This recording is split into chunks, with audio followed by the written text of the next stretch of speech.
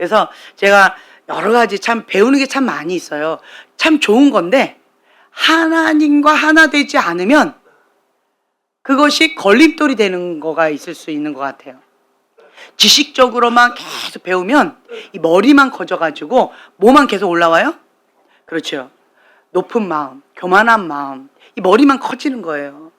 그러면 어떻게 되어지느냐라고 한다면 그 머리가 내 삶 가운데 살아서 역사하셔서 행하는 믿음이 되어지면 그러면 영적 근력이 굉장히 강해지겠지요. 성령 충만함으로 주님의 영과 내가 하나 되어져서 하나님의 그 말씀, 그러니까 아버지의 뜻대로 행하는 자라야 천국에 간다라고 하셨는데 그 아버지의 뜻대로 내가 행할 수 있는 영적 근력이 강해지겠지요. 그러려면 무엇을 해야 될까요? 그렇죠. 기도라는 거예요. 기도 외에는 이런 유가 나갈 수 없느니라. 한 아이가 저한테 이렇게 질문을 했어요. 도저히 이해가 안 된대요. 하나님의 뜻이 아닌데 왜 하냐요. 그리고 하나님께서 이거를 원하시는데 왜 이거를 못 하냐요. 왜 안 하냐요. 정말 이해할 수 없다고 벌쩍벌쩍 뛰더라고요. 그래서 그거를 심각하게 고민하면서 저한테 질문하는 그 아이를 보면서 제가 나름대로 그거를 이제 정리해 보기도 하고 생각해 보기도 하고 그러면서 뭐 두 마음이 있어서 그러겠지. 하나님도 사랑하지만 다른 거를 더 사랑하니까 이삭을 더 사랑하든지 뭐 돈을 더 사랑하든지 쾌락을 더 사랑하든지 이 세상에 있는 어떤 명예나 어떤 성적인 타락이나 뭐 중독적인 어떤 것들이나 뭐 여러 가지 상처나 기타 등등 자기가 원하는 그 이삭을 주엽 열매를 더 사랑하든가 두 마음을 품었으니까 그래서 그럴 수 있겠지. 근데 그것도 그럴 수 있는데 그냥 그러고는 그냥 잤어요. 그 다음에 그냥 뭐 그 낮에 있었던 일이고 그다음 밤에 이제 잤죠. 근데 꿈에서 희한한 꿈을 꿨어요. 막 되게 좀 복잡한 여러 가지가 있었는데 간단하게 핵심으로 그냥 말씀드린다면 그냥 기도 외에는 이런 유가 나갈 수 없느니라. 그냥 이 말씀을 딱 주시더라고요. 그러면서 하나님을 사랑해야 되는 두 마음이라는 건 하나님도 사랑하지만 다른 것도 사랑하는 거잖아요. 근데 이거를 우리는 사랑한다라고 말하지 않죠. 그렇죠? 예. 다른 말로 하나님을 진짜로 사랑하면 하나님 한 분만을 사랑할 텐데 그럼 하나님이 기뻐하신 그 뜻 가운데 갈 수 있을 텐데 그 마음 자체가 없는 사람이 있다. 근데 그러면 하나님과 친밀한 관계로 계속 가려면 어떻게 해야 될까요? 하나님과 무엇을 많이 보내야 된다? 그렇죠. 시간을 많이 보내야 된다는 거예요. 사랑과 시간은 비례한다. 예. 하나님을 사랑한다면 하나님과 시간을 많이 보내게 되어 있다는 거예요. 어떤 모양이든. 말씀을 붙잡고 씨름하고 그리고 예배 가운데 사모하는 마음으로 나오기도 하고 그리고 기도하면서 하나님과 뭐 하는 거예요? 호흡한다. 예. 기도 외에는 이런 유가 나갈 수 없느니라 라고 하신 그 말씀. 기도는 하나님과 호흡하는 것이요 하나님과 대화하는 거예요. 사랑하기 때문에 서로 알아가고 배워가고 대화를 많이 하는 거죠. 시간을 많이 보내는 거예요. 말씀만 많이 먹으면요 문자적인 말씀이 되어지는 거예요. 제가 그때 말씀드렸죠. 어떤 목사님이 무슨 말씀 연구하시는 목사님이셨어요. 그러면서 우리에게 아주 가보를 보여주듯이 이따만한 두꺼운 성격책과 이따만한 게 컸어요. 그러면서 본인의 이제 서재에 꿈 얘기하는 거예요. 옛날 꿈.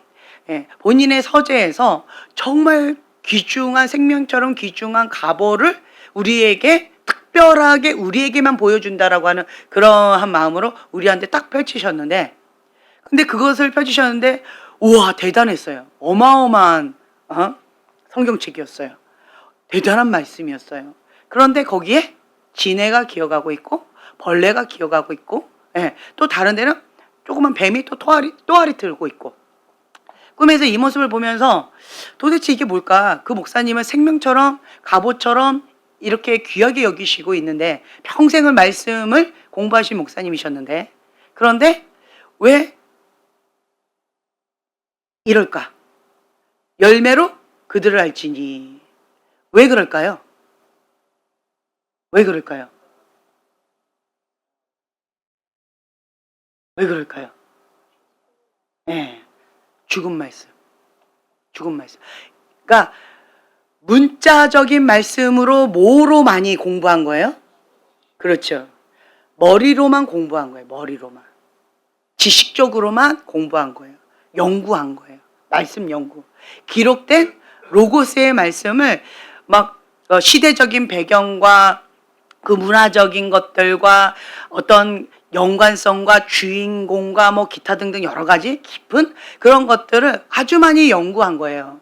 그 헬라어로 뭐 히브리어로 뭐 이러면서 연구는 많이 했는데, 그런데 문제는 죽은 말씀.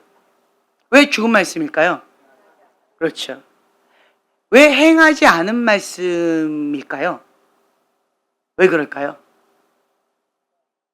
그렇죠. 기도하지 않아서 그렇다는 거예요. 기도하지 않아서. 그러면서 이거 옛날에 꿨던 꿈이에요. 주님께서 저한테 깨달음을, 이 꿈을 꾸게 해주시면서 깨닫게 해주신 말씀이 뭐냐면, 말씀을, 그러니까 하나님을 사랑하니까 말씀을 평생 연구했겠죠. 본인의 대부분의 시간을 어디에 투자했을까요? 말씀 연구였어요. 말씀이었어요. 그런데 행하지 않는 죽은 말씀이 됐던 것은, 그 말씀을 연구했으면 뭐 해야 돼요? 그 말씀을 붙잡고 기도해야 되는 거예요. 근데 이거를 놓치신 거예요. 그 목사님이. 말씀 연구까지는 좋았는데 이 말씀을 붙잡고 깨달았으면, 그 로고스의 말씀, 기록된 말씀을 붙잡고, 이 말씀 붙잡고 내 안에 살아 역사하신 하나님을 경험하기를 원합니다 라고 붙잡고 기도해야 된다는 거죠. 그거를 놓쳤다는 거예요. 그거 하나. 뭐? 말씀 붙잡고 기도하는 거. 기도를 놓쳤다. 그래서 죽은 말씀의 사람. 결국 이분이 정말 소중하다라고 하는 이 책이 가치가 있을까요? 어떡할까요? 예. 그거 주면 받을 것 같아요? 예. 내가 생각하는 그것과 하나님께서 보시는 그 눈이 다를 수도 있겠구나 라고 하는 걸 제가 깨닫게 되어졌어요. 저에게는 하나님께서 주신 그 말씀을 붙잡고 계속 기도하고 있는 거가 있는데, 그게 마태복음 7장의 말씀이에요. 왜 마태복음 7장의 말씀 제가 붙잡고 계속 기도하고 있을까요?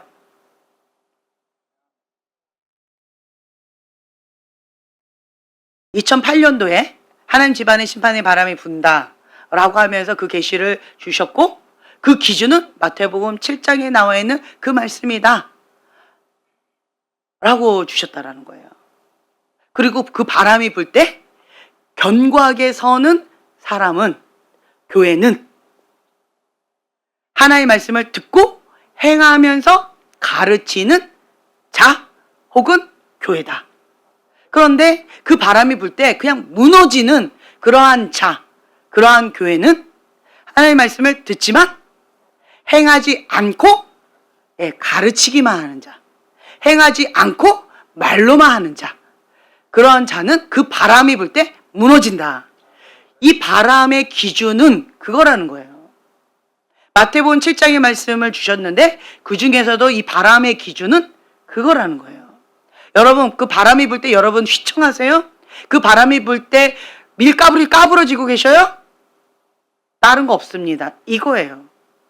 행하는 믿음이냐? 죽은 믿음이냐? 내가 지금 살아있는 믿음의 사람인지 죽어있는 믿음의 사람인지, 그 바람이 불 때 나의 현 주소를 직면하게 되어진다는 거예요. 힘드세요? 바람이 불 때 휘청하면서 마음이 무너지세요? 어려우세요? 이거라는 거예요. 이거라는 거예요. 그러면 이것을 직면해야 돼요. 받아들여야 돼요. 하나님 앞에 자기 합리화? No. 안 돼요. 남 탓? 환경 탓? 다른 이유 핑계? 노, 아니라는 거예요. 하나님 앞에는 다른 핑계 없어요. 그냥 하나님, 제가 잘못했습니다. 그냥 무조건 회개해요. 회개 모드로 가야 되는 거예요. 직면시켜 주셨을 때는 그냥 하나님 앞에 엎드리는 거예요. 그리고 하나님 앞에 초점 고정. 회개가 뭐예요? 관역에서 빗나갔다라는 거잖아요. 그렇죠? 그러니까 관역에 고정한다라는 거예요. 하나님께서 직면시켜 주시는 이유가 뭘까요?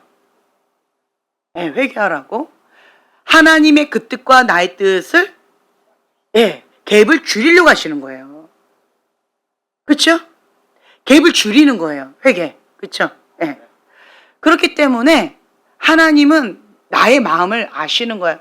열심히 특심인 내 인생을 주님 앞에 드리고 지금 어린 나이부터 어르신의 나이에 이르기까지 열심히 특심을 주님 앞에 그렇게 나아가고 있는 내 마음의 중심을 주님께서 귀하게 보시고 그 에너지를 하나님이 기뻐하시는 에너지로 열심히 쏟아서 열매가 풍성하게 맺게 하고 싶으셨던 거예요. 그렇다라고 한다면 우리는 핑계거리 없이요. 그냥 무조건 회개 모드가 되어져야 돼요. 근데 여러분들을 이렇게 보면은 기도, 영적 근력이 필요한 알겠는데 행함이 안 되는 사람은 여러 가지 이유가 있는데요. 그 중에 하나가 기도 알겠는데 못하는 사람은 중환자실에 누워있는 환자라고 말씀드렸죠. 중환자실에 누워있어요. 의식은 있잖아요. 내 손으로 밥을 먹어야 된다는 거 알아요. 내 손으로 일어나야 된다는 것도 알아요. 내가 스스로 걸어가야 된다는 것도 알아요. 그렇죠? 중환자 알죠? 그리고 산소 호흡기를 끼고 있어요. 내가 스스로 호흡도 해야 된다는 거 알아요. 근데 중환자실에 있는 환자는 그거 할 수 있어요, 없어요? 예, 그거예요. 영적인 중환자라는 거죠. 그것이 기도 외에는 이런 이유가 나갈 수 없느니라. 그래서 우리는요, 영적 근력을 키워야 되는 거예요. 영적 근력. 중환자실에 있는 환자다라고 한다면 영적 근력을 키우시면 되는 것이고, 그리고 또 한 가지는 알겠는데 안 되는 이유 중에 하나는 두 마음이 있는 그런 경우가 있는 것 같아요. 마지막 때는 자기 사랑, 쾌락 사랑 뭐 이거 쭉 나와 있잖아요. 그렇죠? 그러니까 하나님도 사랑하지만 두 마음을 품고 있는 거예요. 두 마음. 내 마음밭이, 다른 말로요, 마음밭이 길가밭 돌짝밭 가시덤불 밭이라는 거예요. 밭이 안 예쁜 거예요. 밭이, 마음밭이 길가밭 돌짝밭 가시덤불 밭에는 씨를 뿌려도 열매 맺는 것을 기대할 수 없다는 거예요. 어떤 밭에만 기대할 수 있다? 그렇죠. 착하고 좋은 마음밭. 하나님 말씀을 듣고 행하는 거예요. 인내로 결실하는 거죠. 인내로 결실한다는 건 어떤 의미일까요? 쉽다는 거예요? 쉽지 않다는 거예요? 그렇죠. 인내해야 되는 거예요. 결실할 때까지, 하나님의 사인이 올 때까지. 아, 됐다. 내가 된 것 같고 안 되고, 아, 만족한다. 내가 만족한 거가 안 되고, 내 기준에 하나님 앞에 했다. 그게 의미가 있는 것이 아니고, 출석 도장, 기도 도장 찍은 거 그게 중요한 게 아니고, 하나님의 기준에 내가 맞추는 것이 중요하다는 거예요. 착하고 좋은 마음밭. 그 말은 다른 말로 뭐예요? 하나님의 말씀을 듣고 인내로 결실하는 거는 지키어 행하는 건데, 내 뜻대로 하는 거예요? 하나님의 뜻대로 하는 거예요? 그렇죠. 하나님의 뜻대로 하는 거예요. 내 뜻이 있어요, 없어요? 거기에는 없다는 거예요. 그 말은 하나님의 절대 주권, 하나님의 왕권 인정해 드리는 거예요. 하나님은 왕이십니다. 하나님만이 왕이십니다. 그거를 인정해 드리는 거예요. 근데 두 마음이 있는 사람은 하나님이 왕이심을 인정 안 하는 거예요. 하나님이 왕이심을 인정 안 하는 게 두 마음이에요. 하나님이 왕이신데 순종이 안 돼요? 하나님이 왕이신데 그게 안 돼요? 아니요. 하나님이 왕이시면 되는 거예요. 그래서 이 두 가지가 있는 것 같아요. 기도 혹은 내 마음이 두 마음이라는 거죠. 하나님의 왕되심을 인정하기를 거부하는 완고한 마음, 완악한 마음. 그 마음인 거예요. 그러면 그 사람은 누가 주인일까요? 그렇죠. 자기가 주인인 거예요. 자기가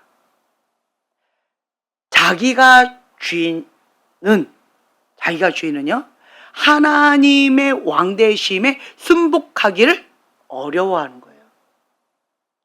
그게 대표적인 게 사단, 그렇죠?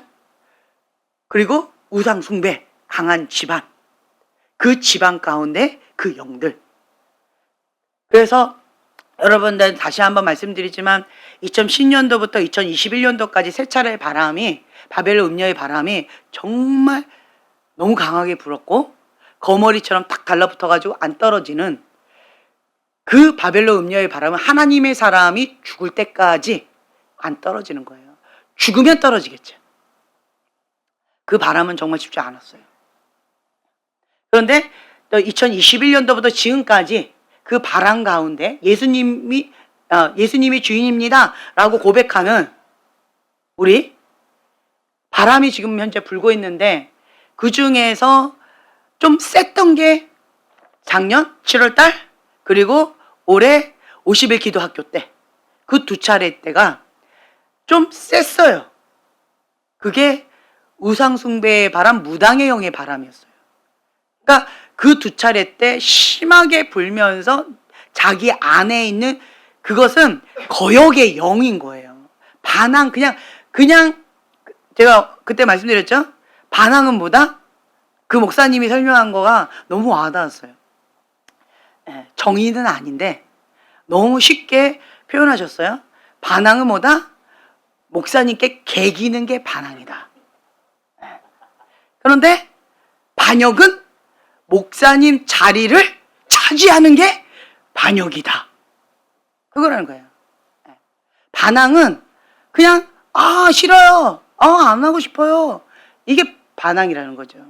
그런데 반역은 하나님의 그 자리에 내가 하겠다는 거예요. 그러니까 반역은 뭐냐면 선생님, 어머니, 아버지, 그건 그렇게 하면 안 되고요. 이건 이렇게 해야 되는 거예요. 아니죠. 이렇게 내가 조종하고 내가 이랬다 저랬다 이렇게 해야 된다라고 그렇게 하는 거. 내가 판단하고 내가 하려고 하는 그거라는 거예요. 그것이 반역, 거역의 영이라는 거예요. 이거는 영이에요. 영. 그래서 인간적인 것과 영적인 거 있는데, 반항은 그 사람이 인간적으로 그냥 띡띡거리는 태도가 불손한 그런 거일 수 있겠지만, 이 거역의 영은 근본 동기가 하나님을 대적하는 영이에요. 하나님을 대적하는 영. 그러니까 우상숭배가 강한 집안일수록 하나님을 대적하는 영이 강하겠죠. 그렇죠? 근데 이건 내 힘으로 된다, 안 된다? 안 된다는 거예요. 그렇기 때문에 이거를 우리가 집중 케어를 하면서 도와드리는 그런 상황 가운데에서 뭐 어쩌고 저쩌고 이렇게 했었잖아요. 그렇죠? 지금 그렇게 케어를 받고 계시는 그런 과정 가운데 있어요. 애무로 안 된다라는 걸 인정해야 돼요. 그런데 집중 케어 받을 때는, 하나님 앞에 온전히 금식할 때는 그것이 그냥 항복이 되지만 다시 일상생활로 돌아갔을 때는 어때요? 왔다 갔다 하죠. 그렇죠? 왔다 갔다 하죠. 쉽지 않아요. 그렇기 때문에 습관을 조차 해야 돼요. 어떤 습관이 나한테 맞는지를 한번 찾아보시면 좋아요. 어떤 게 맞을까요? 유지하는 게 더 중요하거든요. 유지하는 거 중요합니다. 유지 못하면 하나 나갔다가 7 귀신이 들어올 수도 있어서 쉽지 않아요. 저희가 축사 그냥 대놓고 막 할 수 있지만 그렇게 안 하는 이유가 있어요. 그게 뭐예요? 방금 말씀드린 그거예요. 축사해가지고 다 내보냈는데 그 사람이 유지를 못하고 감당을 못하면 하나 나갔다가 7 귀신이 들어오면 이전보다 더 안 좋아질 수 있기 때문에 함부로 그렇게 하지 않는다는 거예요. 그래서 그 사람이 마음만 먹으면 유지할 수 있는 그만큼만 도와드리고 그만큼만 케어해 드리는 거예요. 그러니까 조금씩 이렇게 관리가 되어지는 거죠. 영적 근력도 조금씩 1kg 들었다가 2kg 들었다가 뭐 5kg 들었다가 10kg 들었다가 이런 식으로 조금씩 그거를 이렇게 늘려가는 거죠. 영적 근력 그렇게 하는 거예요. 그래서 여러분들이 잘 따라오셔야 돼요. 예, 잘 따라오셔야 되고 여러분들 가운데에서 내 마음밭이 참 그러니까 못된 마음밭이 있는 경우가 있어요. 마음밭이 참 못된 사람 있어요. 삐딱한 사람. 그런 사람 있어요. 그리고 마음밭이 이쁜 사람 있어요. 마음밭이 이쁘고 싶잖아요. 그렇죠? 예. 그러면 하나님의 말씀이다. 그렇죠. 죽기까지 순종해야 되는 거예요. 하나님 뜻이면 그냥 죽기까지 순종해야 돼요. 그거에 동의하든 이해가 되든 이유가 없어요. 그냥 하는 거예요. 하나님 뜻이니까. 근데 우리가 정확하게 분별을 해야 되겠죠. 기본적으로 우리가 4가지 분별법이 있어요. 첫째, 하나님 말씀과 일치하는가. 두 번째는 내 안에 계신 성령님께서 평강을 주시는가. 근데 내 안에 계신 성령님이 평강을 주셔야 되는데 내가 하나님 안에 있는지 밖에 있는지 이것부터 분별하셔야 돼요. 내가 하나님 밖에 있으면 내 안에 평강을 주는 것이 하나님이요? 다른 거예요. 다른 거예요. 이거 분별하셔야 돼요. 이게 내가 하나님 밖에 있는지 안에 있는지. 그래가지고 내가 그냥 내가 평강이 있는 게 있어요. 네, 내가 용서하지 말아라. 편안하지 않아요? 너무 행복하죠. 네. 할렐루야 막 자유가 와요. 그렇죠? 근데 그건 내가 편안한 거죠. 하나님께서 말씀하시는 것 가운데에서 내 안에 계신 성령님이 평강을 주시는 이건 좀 분별을 받아야 되고 분별을 해야 되는 게 있어요. 좀 쉽지 않죠? 그리고 세 번째, 덕이 되는가. 성령의 열매를 맺는가. 나에게도 덕이 되고 교회에도 덕이 되고 주변 사람들에게도 덕이 되어야 돼요. 어떤 사람들은 자기는 이미 응답을 받았대요. 그러니까 그냥 통보해버리고 그냥 그렇게 밀어붙이는 사람이 있어요. 자, 이것이 덕이 될까요? 덕이 안 되면 그거는 자기 생각일 가능성이 높고 아니면 다른 영의 소리를 듣고 그렇게 잡혀있을 가능성이 높다라는 거죠. 위험해요. 그런 것들은. 네 번째는 분명한 메시지가 있는가. 요 기초적인 4가지 분별법으로 간단하게 우리가 분별할 수 있고요. 그리고 또 더 깊이 있게는 또 나중에 과거에 우리가 배웠던 적이 있었어요. 근데 이렇게 하나님의 말씀이다라고 한다면 그렇다라고 한다면 그 말씀 가운데 우리는 목숨 걸어야 되는 거예요. 죽기까지 순종하셨던 그 예수님의 본을 따라 우리가 나아가는 거예요. 근데 재밌는 거 아세요? 모세가 지면에 그 이만한 온유함이 큰 사람이 없다라고 하는 그런 칭찬을 받았는데 모세는 어떤 사람이었어요? 그렇죠. 혈기가 나서 단방에 때려 죽이는 그런 혈기의 사람이었어요. 근데 하나님은 온 지면에 이러한 온유한 자가 없다라고 칭찬하셔요. 정말 신기하죠? 우리의 아들, 저들 말씀을 안 받아 예수님 불을 내려서 그냥 싹 쓸어버릴까요? 이랬던 사도 요한. 사랑의 사도래요. 정말 신기하지 않아요? 겁쟁이 기도원, 강한 용사요. 정말 신기하지 않아요? 왜 하나님은 반대로 얘기하실까? 정말 신기해요. 정말 신기해요. 제가 하나님의 관점과 우리의 관점, 하나님의 생각과 우리의 생각, 하나님의 뜻과 우리의 뜻은 다르다라고 하는 걸 인정하라고 말씀드렸죠. 하나님은 지금 현재의 모습을 보시는 것이 아니라 미래도 현재, 과거도 현재, 그냥 알파 오메가의 하나님. 이 사람이 하나님과 함께하면 온유한 자고, 이 사람이 하나님의 영으로 충만하면 강한 용사고, 이 사람이 하나님의 영으로 충만해서 사랑으로 충만하면, 하나님은 사랑이시잖아요.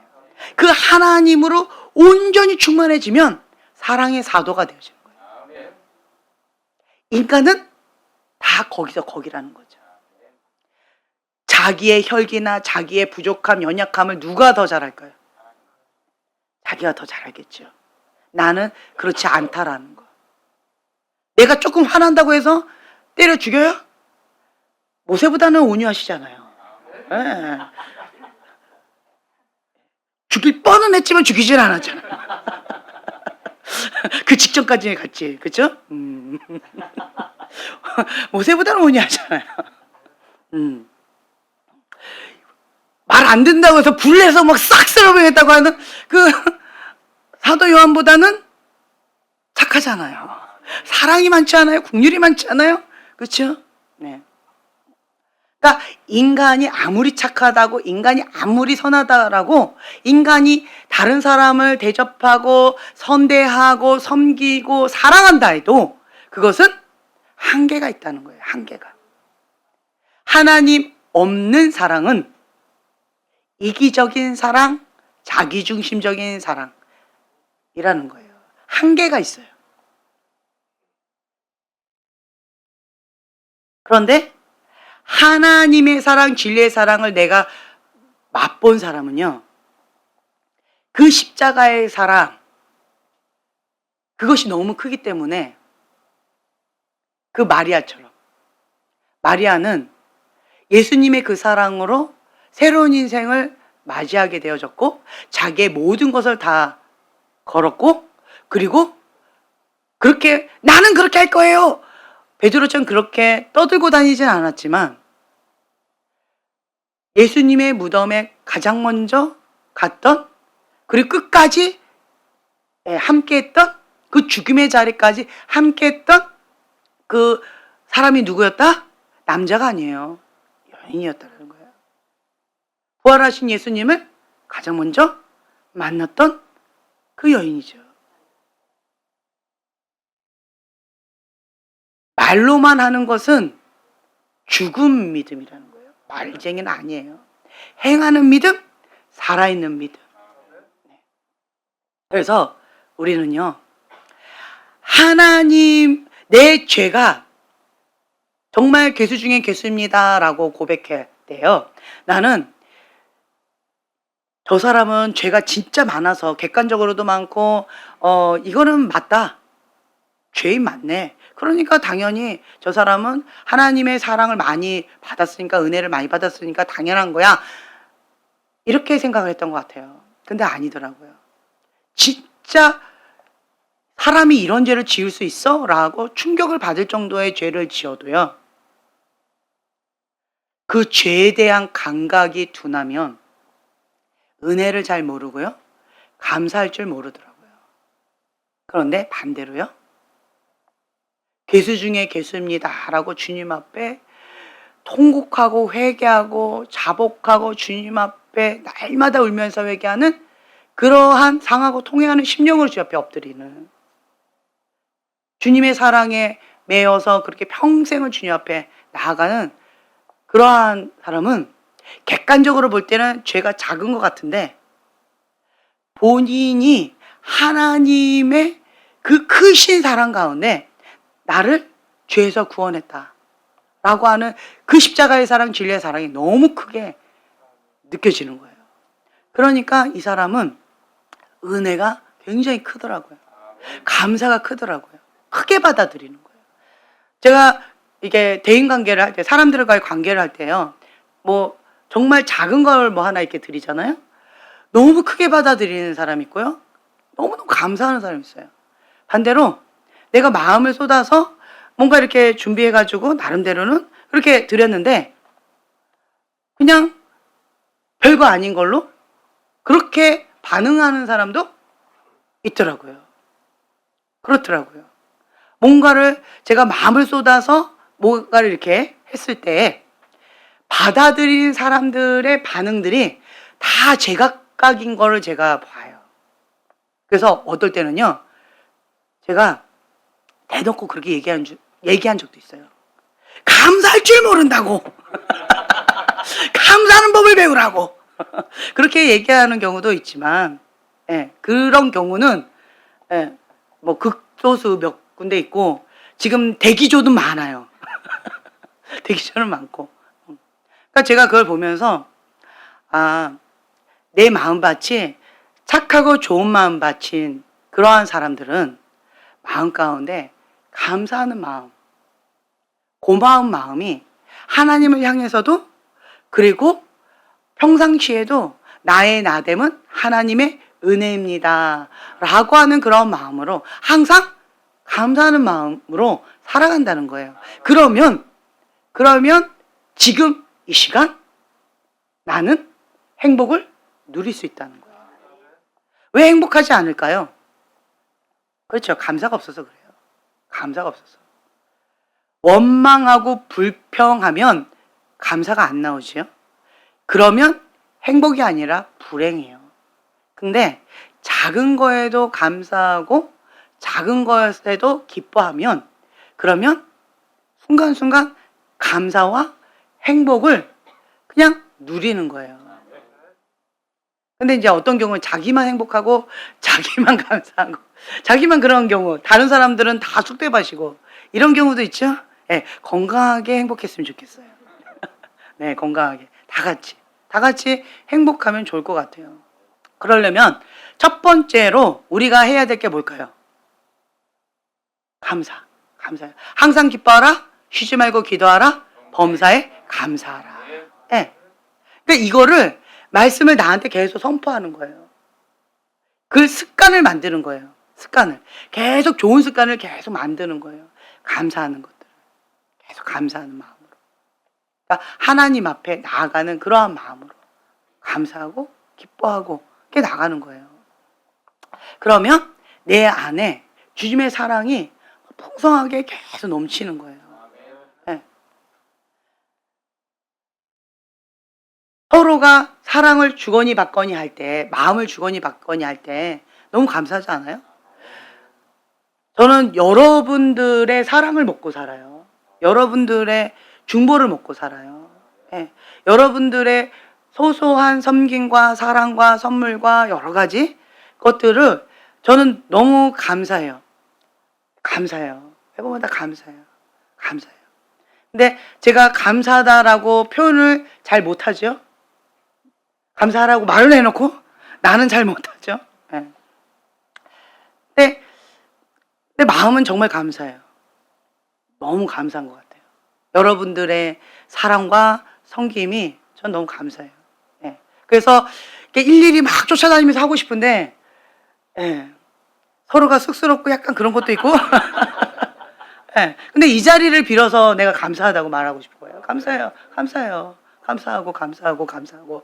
뭐, 내가 지금 누구한테 하고 있지? 이렇게 생각하지 말고 나한테 하고 있구나. 이렇게 받아들여 주세요, 지금. 지금 여러분들한테 지금 하고 있는 거예요. 너무 감사한 거예요. 받아들여 주세요. 네, 감사해요. 너무 감사해요. 네. 그래서 제가 여러분들 때문에 행복한 거예요. 여러분들 때문에. 하나님의 사랑을 여러분들을 통해서 받아요. 여러분들을 통해서 내가 천사에 둘러 진쳐서 행복하게 살아가고 있는 거예요. 네. 그래서 참 감사하고 있어요. 근데 여러분들도 주님 앞에 감사함으로 나아갔으면 좋겠는데, 근데 이제 하나님 안에서 감사하고 행복하면 좋겠어요. 제가 재밌는 얘기를 들었어요. 저를 만나기 전에는 그 누구도 나한테 이런 말을 한 사람이 없었다. 아멘, 그렇죠? 그런 분 한번 손 들어보세요. 그렇죠? 나를 만나기 전에 나한테 이건 뭐예요? 똑바로 그렇죠? 그렇죠? 예. 손 들어보세요. 주변을 보세요. 주변을 봐. 너도 그러지 않았니? 많은데. 예, 많잖아요. 그렇죠? 예, 많잖아요. 많이 들으셨어요, 형제님은? 딴 사람한테? 그런 얘기? 아, 그죠? 질문을 못 들어서. 그쵸? 예. 형제님도 그랬잖아요. 나한테 그런 얘기 처음 듣고 그랬잖아요. 90% 어쩌고 그거 그랬잖아요. 나한테 처음 들어서 충격받았다며. 예. 지금 손 안 든 사람도 꽤 많으신데, 네, 그쵸? 충격받아가지고 1년 동안, 그쵸? 예, 충격받아서 몇 년 동안. 그쵸? 자매님도? 이제 그 말이 뭔 말인지 알아듣고 지금 인제서 하시. 네, 그쵸? 예, 많이 그럴 거예요 아마. 예.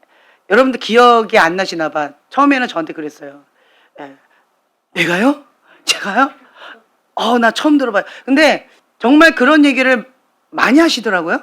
그런 얘기를 나한테 처음 들었다는 소리에 저는 더 충격을 받았어요.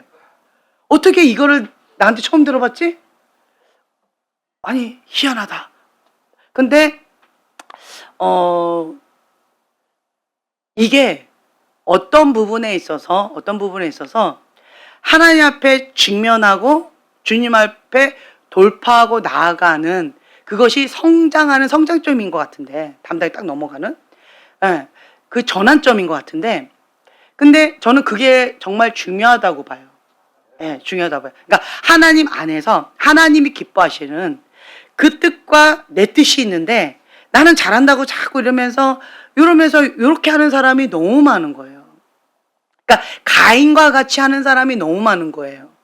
그러면서 하나님이 기뻐하신다라고 하는 사람이 너무 많고, 귀신 소리 들으면서 하나님의 소리라고 우겨대는 사람도 너무 많고, 예, 영적 아가짓을 하면서 자기는 어떤 직분이 있다라고 이러고 하는 사람도 너무 많고, 습관적인 죄를 지으면서 지옥 갈 짓만 골라서 하면서 자기는 천국에 가고 다른 사람도 자기가 천국에 갈 거라고 착각하는 사람도 너무 많고, 제 눈에만 보이는 걸까요? 저는 잘 모르겠어요. 그래서 그러한 부분 가운데에서 제가 너무 안타까워서 좀 직면을 좀 해드린 것 같아요. 이제 그런 모습 보면서 제가 충격을 받아요. 우와, 어떻게 이거를 나한테 처음 듣지? 이거를 왜 모르지? 이러면서 제가 좀 충격을 많이 받아요. 제가.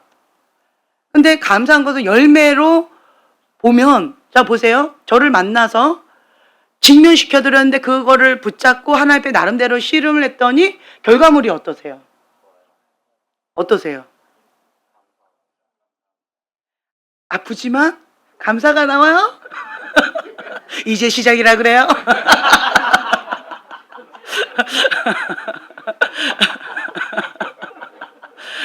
저 자매님이랑 또 다른 자매님이랑 둘이서 성경 공부하는데, 내 인생 가운데에서 큰 영향을 준 분 쓰기, 이게 있었어요. 쓰라고 했더니 누구 그리고 김 목사님 이러더라고요. 둘 다. 그러면서 자기 인생 가운데, 예, 저 같은 분 처음 봤다는 거죠. 그래서 그렇구나. 근데 감사하죠. 근데 참 어찌됐든 감사하죠. 그렇죠? 처음 해보잖아요. 인생에 있어서 처음 해보는 것도 많잖아요. 저는 이러한 마음이 있는 것 같은데, 저도 마찬가지였던 것 같아요. 대학교 1학년 때, 제가 모태신앙이고 4대째고, 그런데 대학교 1학년 때 실천신학 시간에 예수님을 만난 사건에 대해서, 십자가의 사건에 대해서 간증을 하라고 했는데, 전도 폭발 시간이었어요. 그걸 하라고 했는데, 나는 모태신앙이니까, 보통 이러면 그냥 패스였어요. 모태신앙이니까 예수님 만나기 전 착했다. 예수님 만난 후 여전히 착하다. 진짜 이러고 썼어요. 냈어요. 리젝. 그럼 어떡하지? 그래서 조금 변화줬어요. 예수님 만나기 전 착했다. 예수님 만난 후 좀 더 착했다.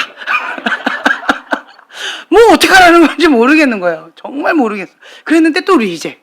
그래서 도저히 모르겠다. 그래가지고 에이플 받은 친구 거를 제가 보면서 어떻게 써야 되냐고 개인, 예, 나머지 공부를 했죠. 그 아이가. 그렇게 했더니 반드시 해야 되는 게 십자가 밑에, 예, 십자가의 사건이 있어야 된다는 거고, 나의 예수님을 만나야 된다는 거고, 눈물 콧물이 있어야 된다는 거예요. 근데 나는 그 얘기를 딱 듣는데 나는 없는데? 나는 내 인생에 십자가의 사건 그것에 그냥 머리로는 알겠는데 가슴으로는 내가 없었어요. 뭐 예수님 감사하지. 십자가의 보혈 은혜. 내가 그래서 죄사함 받고 구원 받았지. 감사하지. 그렇지만 내 가슴으로는 별로 이렇게 없었어요. 그리고 그러니까 당연히 십자가 붙잡고 예수님 보혈의 은혜 감격해서 눈물 콧물 흘린 적이 없었어요. 이런 거를 생각해 본 적도 없었어요. 그러니까 제 인생에 있어서 그 실천신학 그 교수님 홍성철 목사님이었던 것 같은데 그 교수님이 나의 인생 가운데 큰 전환점이 됐던 것 같아요. 그때 제가 충격을 받았어요. 나는 이때까지 이대로 신앙생활 잘하면 천국 간다고 생각했고 나는 하나님 안의 자녀라고 생각했고 나는 이대로 하면은 모범생이니까 남한테 싫은 소리를 별로 안 들어봤기 때문에 그리고 뭐 교회 안에서 죄는 그다지 소소한 죄들은 지었겠지만 그다지 그렇게 큰 죄는 안 됐고 엄마한테 대들고 동생한테 그 화풀이 한 거 그거가 좀 큰 죄이긴 하지만 내가 그다지 크게 이렇게 죄 지은 거는 없는 것 같고 그냥 이 정도로 하면 괜찮게 살았다라고 생각하고 그냥 그렇게 있었었는데 근데 나 가짜라고 하는 거죠. 그때 정말 충격을 받았던 것 같아요. 정말 충격을 받았던 것 같아요. 그리고 성경에 보니까 예수님을 만나면 비포 애프터 진짜 달라지더라고요. 그럼 마리아 예수님 만났더니 변화됐잖아요. 삭개오 예수님 만났더니 변화됐잖아요. 마태도 그렇고 그렇죠? 그러니까 예수님을 만나고 비포 애프터 성경에 보니까 다 달라지는 거예요. 그런데 예수님을 만났는데도 여전히 똑같은 사람은 누구예요? 바리새인, 서기관. 독사의 자식들아 이렇게 하잖아요. 그러니까 성경에 비추면 나는 독사의 자식인 거예요. 그러니까 제가 굉장히 충격을 받았던 것 같아요. 그 교수님이 저한테 이 독사의 자식아 이렇게 하지는 않으셨어요. 그냥 그때 그 반에 60명인가 80명인가 실천신학을 들었었는데 그냥 우리한테 숙제를 내줬을 뿐이었어요. 그 숙제가 나의 인생에 큰 회기를 딱 끈 것 같아요. 그래서 그걸 붙잡고 하나님 앞에 정말 충격을 받았죠. 저는 충격을 받았고 내가 가짜라고 내가 가짜 신앙생활을 하고 있는 거라고 내가 가짜 신학생이라고 하나님이 나를 모른다 할 수 있는 내가 충격을 받은 거예요. 근데 거기에 한 5명? 그 많은 학생 가운데 한 5명 정도만 다 리젝 당한 거죠. 거기 뒤에서 5번째가 나라고 굉장히 충격받았던 것 같아요. 대학교 1학년 때. 그래서 제가 그때 말씀드렸잖아요. 그거를 정말 심각하게 주님 앞에 그걸 붙잡고 작정 기도를 제가 태어나서 처음으로 해봤죠. 이거 놓고. 나도 진짜가 되고 싶어요. 나도 십자가의 예수님 만나고 싶어요.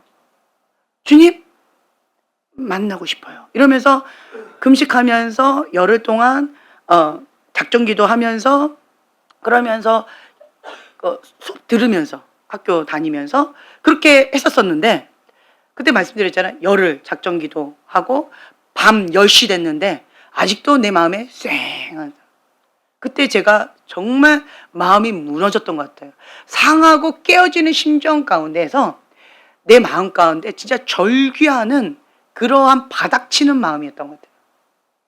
주님 나는 지금 나의 이 가짜라고 하는 내 모습을 받아들일 수가 없습니다. 이렇게 사느니 차라리 죽는 게 낫습니다. 그러니까 정말 죽고 싶었어요. 그런데 합법적으로 죽는 방법은 뭐다? 금식하면서 죽는 거잖아요.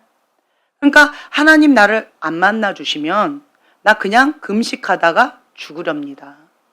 그런 마음으로 하나님 앞에 진짜 그때 문 걸어 잠그고 내 방에서 저희 어머님 모르셨을 거예요. 그죠?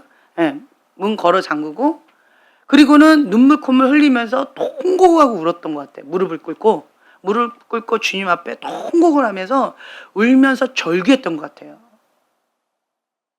하나님 만나주시지 않으면 나는 살 가치가 없다고 하면서 주님 앞에 그렇게 절규했는데, 제가 정말 간절히 하나님을 찾고 찾으면 하나님 만나주신다라고 하셨는데, 정말 딱 10분 만에 10시 10분이에요. 제가 그냥 환상이 열렸는데 눈을 떠서 보였는지 어쨌는지 시계가 딱 보였어요. 10시 딱 10분이었어요. 그러면서 십자가 예수님이 보여지는데, 거기에 그냥 그 환상과 내가 하나 되어져서 이제 그러한 경험하면서 그 십자가 예수님을 경험하고 나서는 제가 거기에서 그냥 꼬꾸라졌던 것 같아요. 그리고는 이번에 눈물은 하나님 앞에 회개의 눈물이었던 것 같아요. 하나님, 내가 잘못했어요. 주님, 내가 잘못했어요 하는 회개의 눈물로 주님 앞에 통곡을 하면서 울었던 것 같아요. 그러면서 내 인생이 좀 바뀌었어요. 비포, 애프터 내가 달라졌어요. 그래서 제가 깨달았어요. 예수님을 만났는데 비포, 애프터 다른 게 없어? 그건 가짜다. 십자가 예수님이 나하고 상관이 없어? 그거 가짜다.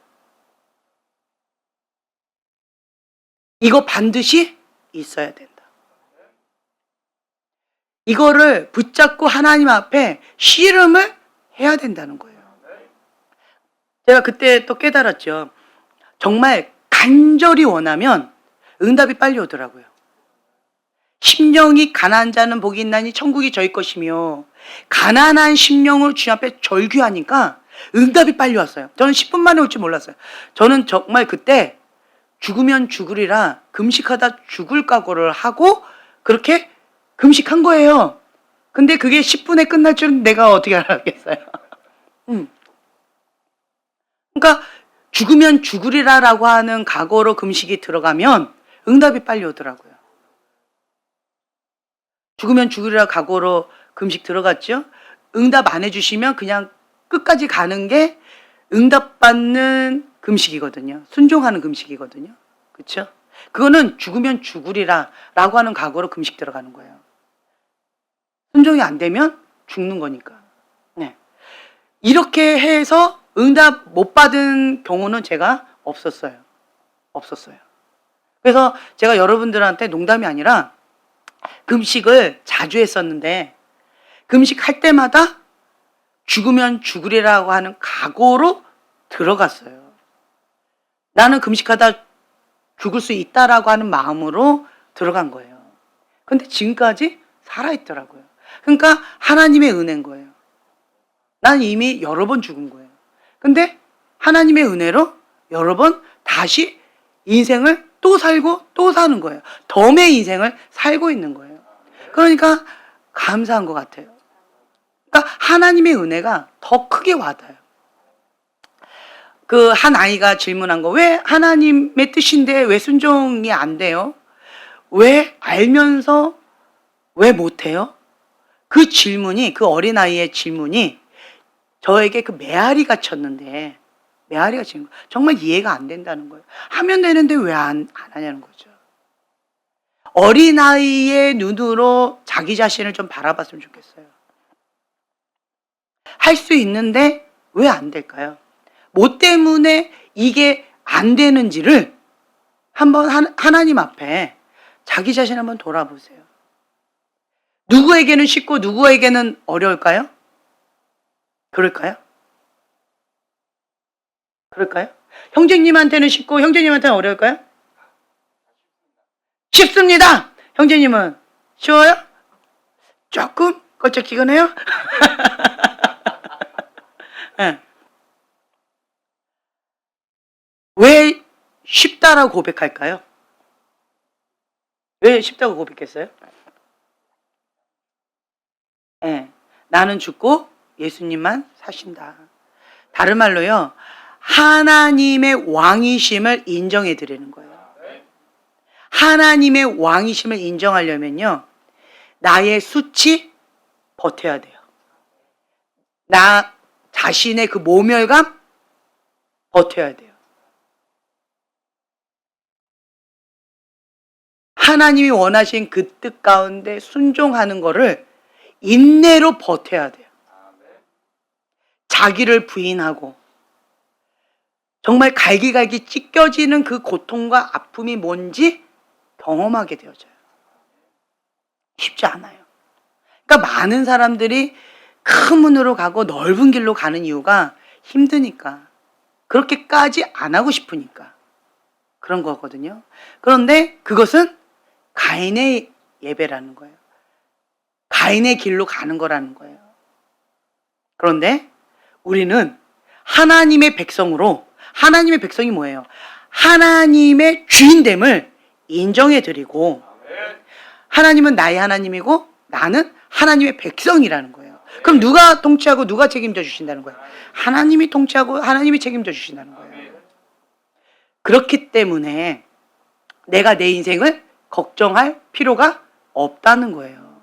하나님 안에 있으면 하나님께서 때에 따라서 알아서 그렇게 이끌어 주실 거라는 거죠. 하나님을 신뢰하며 그냥 나아가면 돼요. 그런데 그 과정이 어때요? 쉽지는 않을 거예요.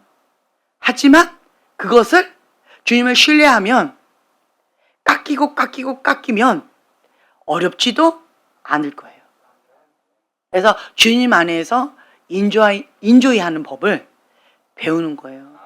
주님 안에서 참된 만족, 참된 기쁨을 누리는 법을 배워가는 거예요. 다른 말로 자기를 부인하고 내 안에 하나님의 뜻만 남을 때까지, 예수님만 남을 때까지 그냥 버티는 거예요. 버텨요. 그리고 내 안에 있는 그것이 나갈 때가 될 때 그거가 내 생각인지 그게 그 생각인지 막 분별이 안 돼가지고 막 혼동스럽고 힘겨울 때가 있어요. 그래서 그 영이 나가려고 할 때 그 영하고 같이 나가는 어리석은 선택을 하는 경우도 있을 수가 있어요. 그런데 그 영만 내보내기를 하나님은 원하신다는 거예요. 그 바벨로 음녀의 그 바람을 불었을 때 하나님께서 바벨로 음녀, 너는 바벨로 음녀야, 그러니까 너는 바벨로 음녀하고 나가야 돼, 이렇게 하시려고 그 바람을 부셨을까요? 아니었다는 거예요. 너는 무당의 영이야, 그러니까 너는 그 영하고 같이 나가야 돼 라고 하나님께서 그거를 부셨을까요? 아니라는 거예요. 뭐만? 그 영만, 하나님을 대적하는 그 사악한 영, 그 악한 영만 내보내기를 원하신다라는 거예요. 분리해야죠. 그러려면 나는 어떻게 해야 돼요? 버텨야 돼요. 버텨야 돼요. 분리해야 돼요. 그리고 또 한 가지는 내가 그 죄의 통로가 있죠. 죄의 통로. 습관적인 죄, 상처, 우상숭배, 가게으르는 저주, 뭐 기타 등등 이러한 죄의 통로가 계속 열려 있으면 여기에서 계속 뭔가를 해도 뭐 여기서 3마리 내쫓았어요. 그런데 여기에서 뭐 100마리가 들어와요. 그럼 뭐 의미가 별로 없죠. 그럼 뭐부터 해야 돼요? 그렇죠. 회개부터 해서 이 문을 닫아야 돼요. 그런데 대부분의 사람들이 습관적인 죄가 있더라고요. 습관적인 죄. 가게에 흐르는 저주는 우리가 회개 기도문을 하면서 회개하면서 끊으면 되잖아요. 그것도 쉽지 않지만 끊어야 돼요. 거기 4명은 이거 계속 끊어야 돼요.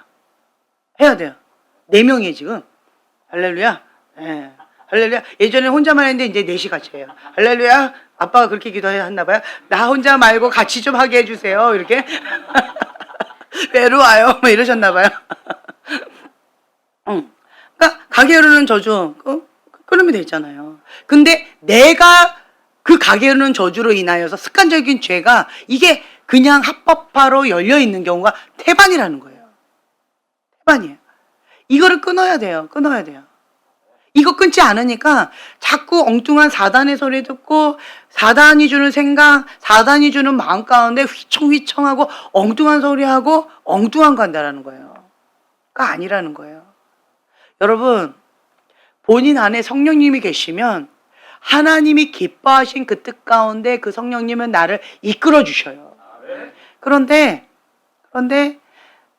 습관적인 죄가 있으면 내 안에 그 습관적인 죄로 인하여서 다른 것이 자기 사랑, 쾌락 사랑, 하나님을 거부하는 이런 육적인 욕망들이 그것이 하나님을 계속 대적하게 되어진다는 거예요.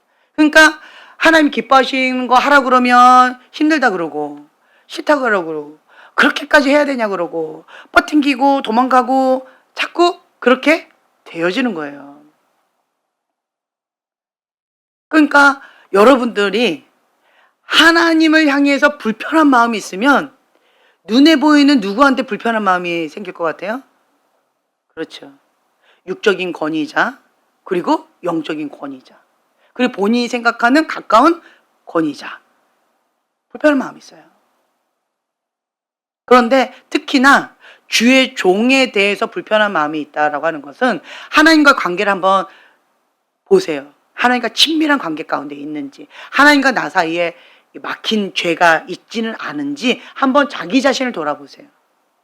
그것이 그 불편한 마음이 내 마음인지 사단의 마음인지 육적인 마음인지 하나님께서 주시는 마음인지 한번 분별해 보세요.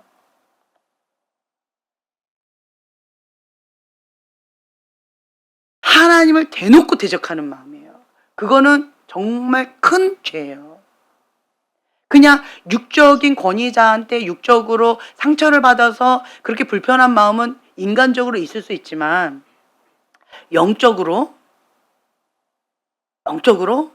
하나님을 대놓고 대적하면 영적인 권위자에 대해서 대놓고 대적하는 그 악한 영 가운데 자기가 힘을 합해주는 거예요. 그거는 정말 무서운 죄인 거예요.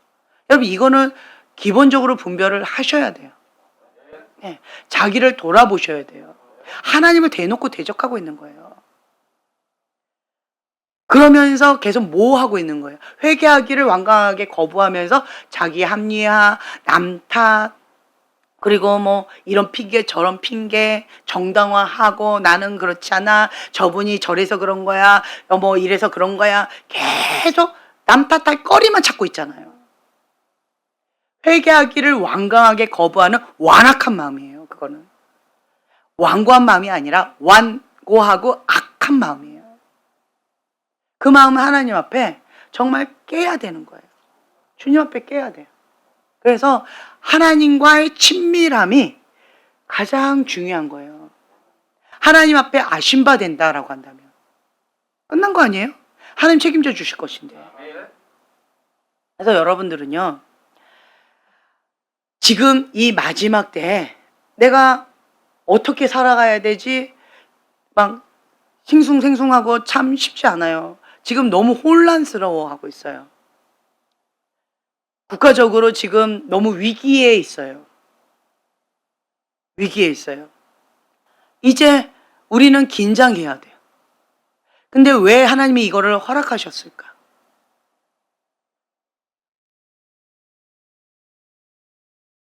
그렇죠.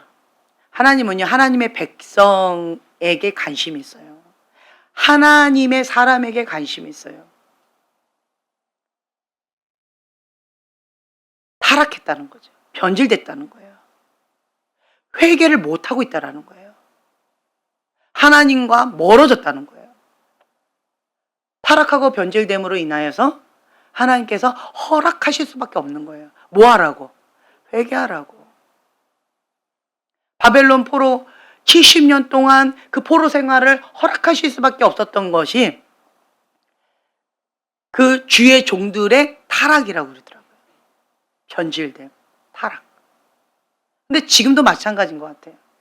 주의 종들이 하나님 집안에 심판의 바람이 분다라고 했을 때 97%가 바벨론 음녀 때 밀가루에 까부러졌다. 타락하고 변질된 거죠.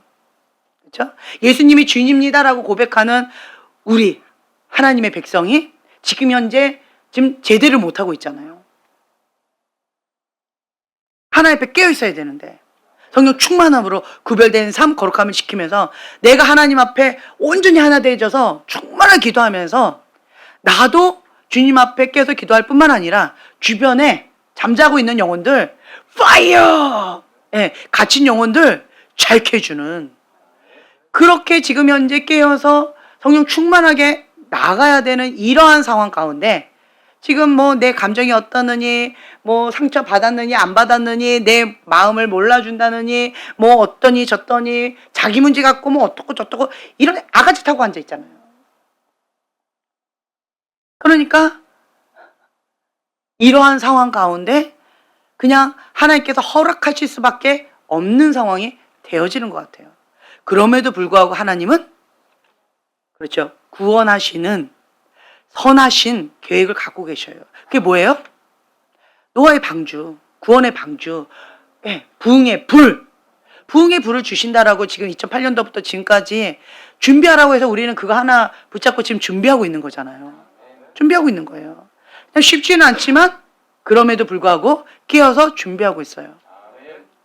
우리는 세상에 뭐 어떻고 저떻고 뭐 저쩌고 저쩌고 거기에 인간적으로 반응하는 것이 아니라 하나님이 지금 이 상황을 허락하신 이유를 알아야죠.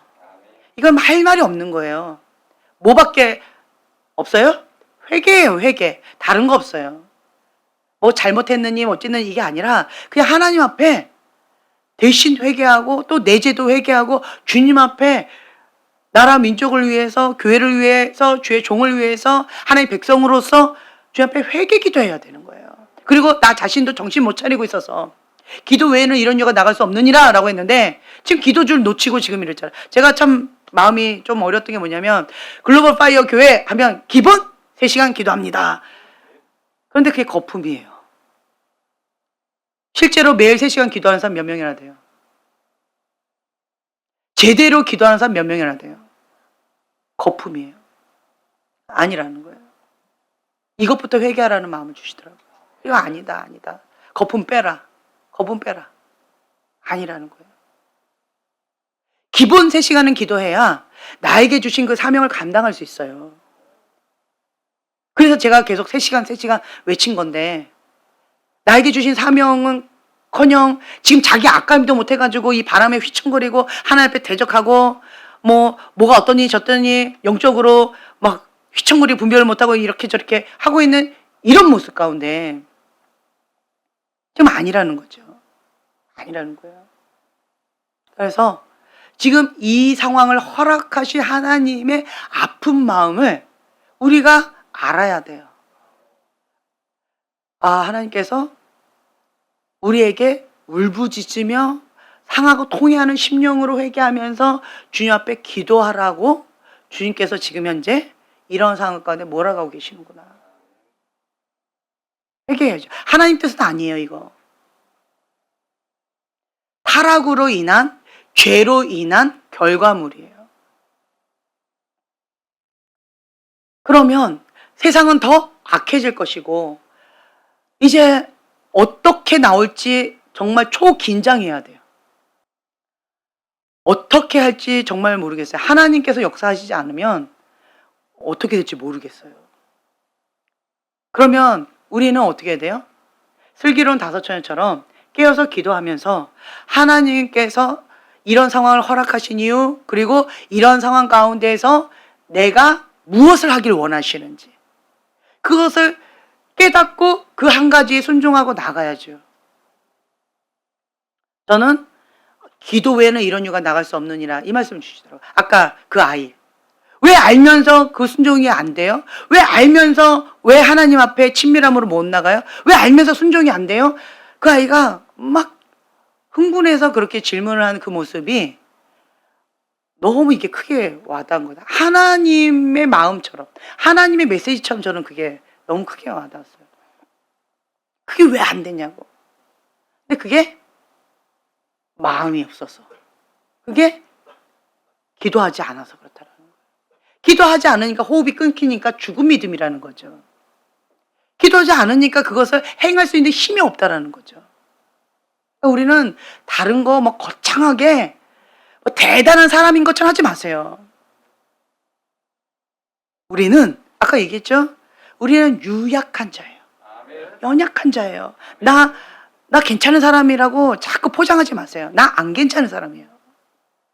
하나님 없으면 정말 악하고 악한 괴수 중에 괴수예요. 네. 인간은 개친 도찐이에요.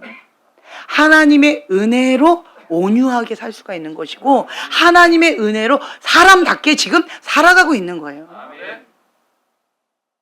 하나님의 은혜 없으면 우리는 할 수가 없는 거예요. 그렇기 때문에 우리는 하나님 앞에 절규할 수밖에 없고 하나님의 은혜를 구할 수밖에 없고 주님 앞에 통곡하면서 나갈 수밖에 없는 거예요. 감사한 것은 여러분, 수치의 장벽 무너뜨려야 된다. 제가 이거 강조 많이 했잖아요. 왜요? 사단이 거기에 딱 숨어버리면 그 사람은 사단과 분리하는 거 불가능하더라고요. 불가능해요. 메타인지가 안 되면 인지를 못하니까 사단의 말도를 타고 있더라고요. 그러니까 사단이 딱 타고 말로를 타고 있는 거예요. 메타인지 안 되고 있는 사람들은. 그런데 자기가 지금 아군인지 적군인지도 모르고 있는 거예요. 자기 위에 뭐가 타고 있는데 사단인데 그것이 하나님이라고 착각하고 있는 거예요. 그래서 제가 자꾸 메타인지를 해드리는 거예요. 심각한 사람 좀 꽤 많이 있더라고요. 심각한 사람. 그래서 이거 당분간은 계속 메타인지 해가지고 먼저 요것부터 좀 잡아줘야 되겠다. 예, 요 가족 그래요. 예, 아멘. 요 4명이 다 그래요. 예, 그래도 형제님은 메타인지는 좀 되더라고요. 아빠는. 예, 아빠는 메타인지는 돼요. 하면 돼 이제 맨날 와서 부르짖고 기도하고 그렇죠? 예. 근데 나머지 3명은 메타인지를 제가 딱 잡고 정기적으로 좀 해드려야 될 것 같아요. 3명 같이 놓고 해야 될 것 같아요. 좀 잡아야 될 것 같아요. 예. 잡아야 돼. 그냥 한마디면 딱 끝날 거를 1시간 반을 돌려서 얘기했어요. 메타인지가 잘 안 되더라고요. 그래서 좀 지혜롭게 메타인지를 좀 해드려야 되겠다라고 지금 제가 그걸 놓고 기도하고 있어요. 기도하고 있어요. 3명이서 같이 붙잡고 마음에 준비하고 기도로 준비하고 계세요. 네, 사이좋게.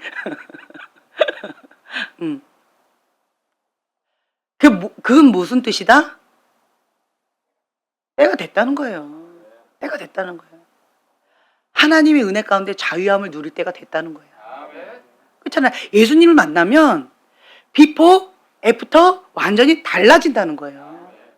나는 아니면서 그런 척할 필요가 더 이상 없다는 거예요. 진짜 그렇게 되어지니까. 내가 그런 사람이니까 내가 그런 척할 필요가 전혀 없다는 거예요. 포장할 필요도 없고 그냥 있는 모습 그대로 하나님 앞에 자유함을 누릴 수 있다는 거예요. 지금 그때가 됐다는 거예요. 3명이.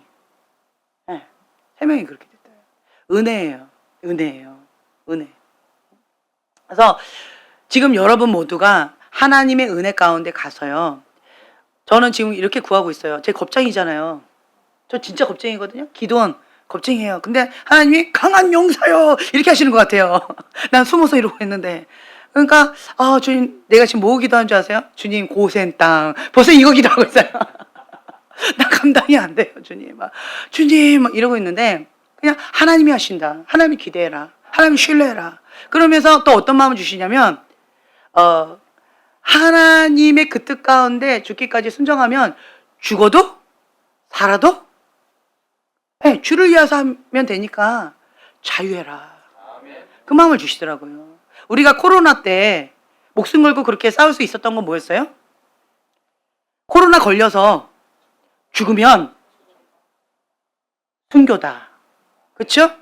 그런 각오로 여러분 결단했었죠? 아멘이죠? 저만 착각한 거 아니죠? 맞죠?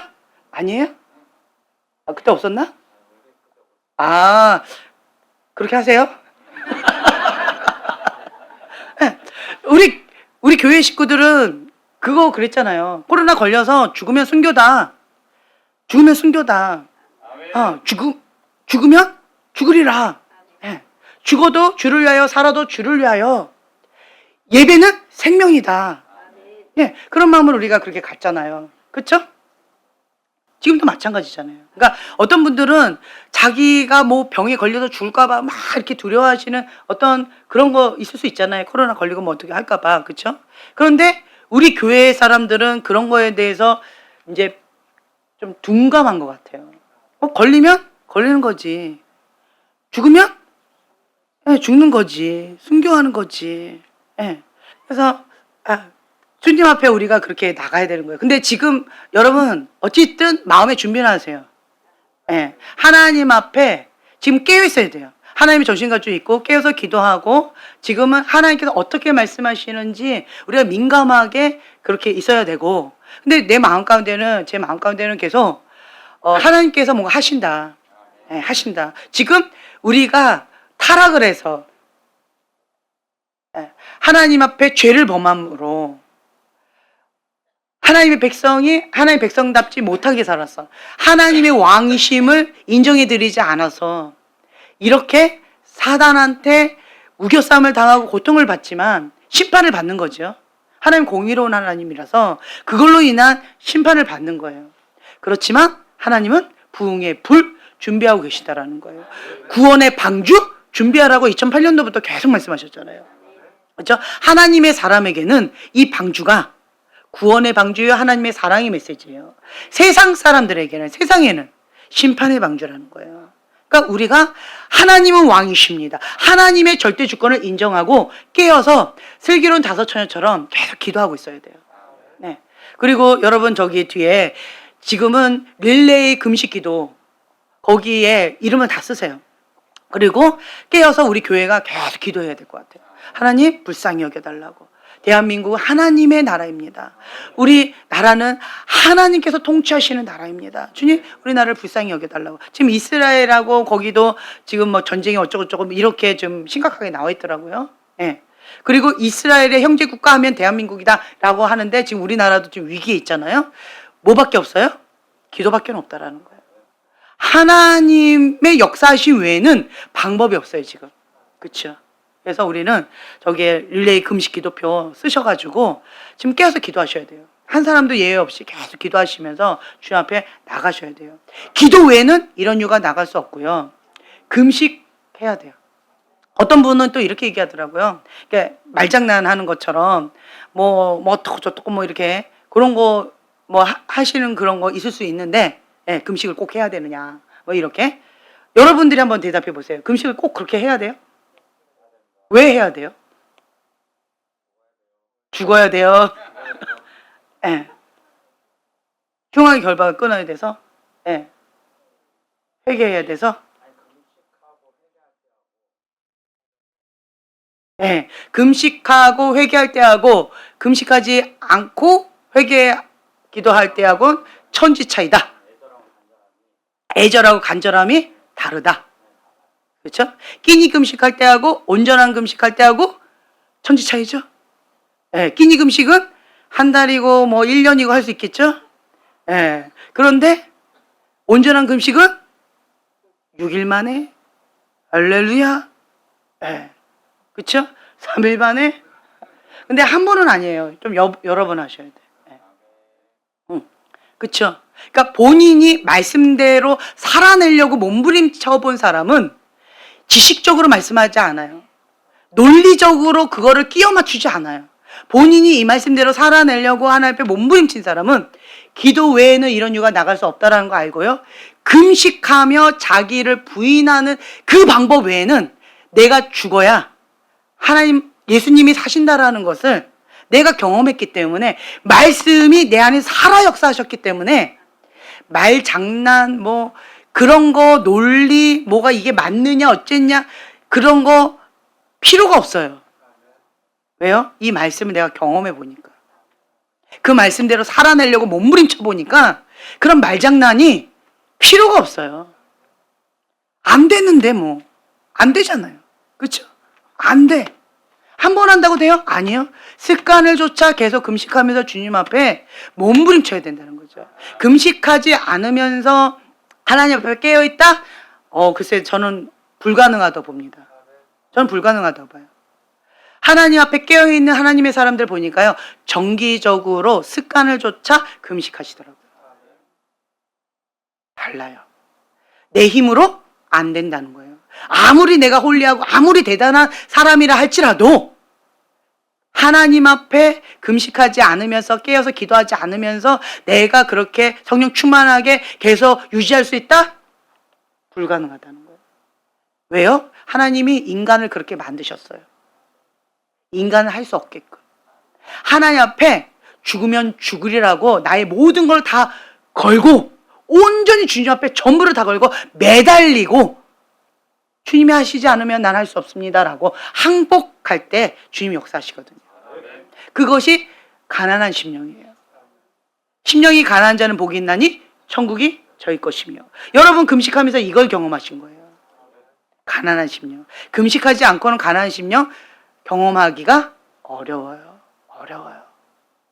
그러니까 우리가 그렇게 환경과 조건을 가난한 심령 만들 수 있도록 그렇게 만들어가는 거예요. 쉽지 않아요. 구별된 삶, 거룩함을 지키는 거. 내 힘으로 될까요? 아니요. 주님이 역사하셔야 돼요.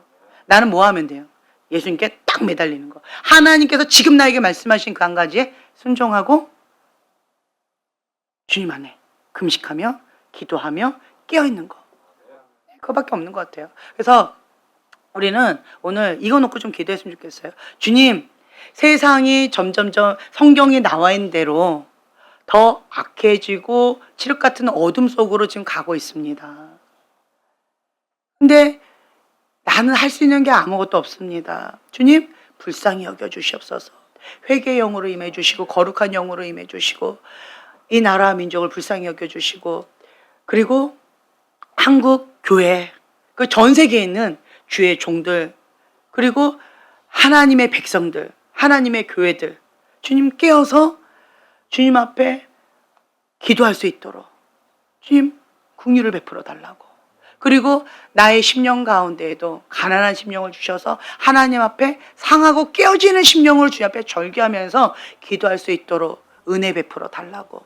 그리고 우리 교회 지금 현재 보이지 않는 기도가 필요하고 중보가 필요한 우리 식구들 있잖아요. 영적인 가족들.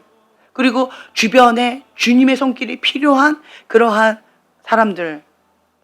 주님, 그들에게도 하나님의 크신 은총으로 함께 해달라고. 그리고 지금 우리나라 대통령 주님께서 강고적으로 역사해 주셔서 하나님의 선하심으로 붙들어 주시고 다니엘과 새 친구 같은